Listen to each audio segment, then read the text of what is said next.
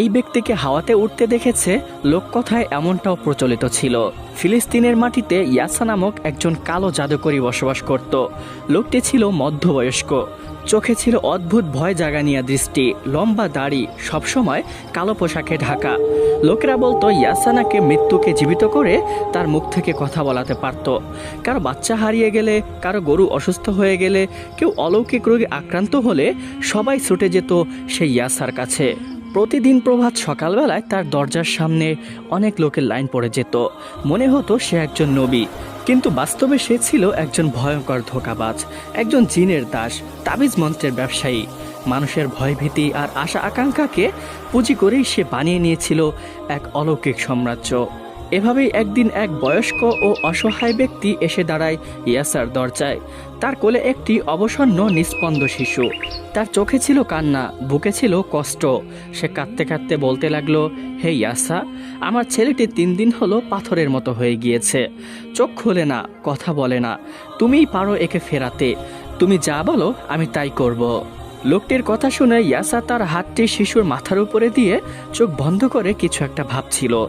কিছুক্ষণ পর চোখ খুলে বলতে লাগলো, এই শিশুর ভিতরে কালো জিন ঢুকেছে, ওকে ফিরিয়ে আনতে হলে 7 রাত আমার তত্ত্বাবধানে রাখতে হবে। এই কাজ খুব ঝুঁকিপূর্ণ, এজন্য অন্তত 100 স্বর্ণ মুদ্রা লাগবে। লোকটি প্রায় ভিক্ষুকের মতো বলতে লাগলো, আমার কাছে এত কিছু নেই, তবে আমার একমাত্র সন্তান, আমার স্ত্রীর গহনা আমি আপনাকে দিয়ে দিচ্ছি, দয়া করে আমার ছেলেটিকে আপনি বাঁচিয়ে নিন। এই বলে এক দৌড়ে বাড়িতে গিয়ে তার স্ত্রীর সমস্ত স্বর্ণের গহনা নিয়ে এলো এবং এসে সেই পাপিষ্ট ইয়াসাকে দিয়ে দিল, এবং সে তার একমাত্র সন্তানকে ইয়াসার কাছে রেখে সে বাড়িতে চলে গেল। প্রতিদিন রাতে ইয়াসা নানা রকম তাবিজ, ধোয়া, মোমবাতি ও অদ্ভুত শব্দের মন্ত্র পড়ত। ছেলেটির অসুস্থ হওয়ার পিছনে এই ইয়াসারই কারসাজে ছিল। সে একটি জিনকে তার পিছনে লেলিয়ে দিয়ে তাকে অসুস্থ করে তোলে। ইয়াসা ঠিকই জানতো কেউ অসুস্থ হলে অবশ্যই তার কাছে আসবে। ইয়াসা ছিল অত্যন্ত লোভী একজন ব্যক্তি, টাকার জন্য সে সবকিছুই করতে পারত। এভাবে 7 দিন কেটে গেল। প্রতিদিনই ইয়াসা কোনো না কোনো চিকিৎসার বাহানা দিয়ে অদ্ভুত বিষয়গুলো প্রকাশ করত, এবং তার বাবা মা এসে সেই সন্তানের দিকে আকুতির দৃষ্টিতে তাকিয়ে থাকত এবং কান্না করত।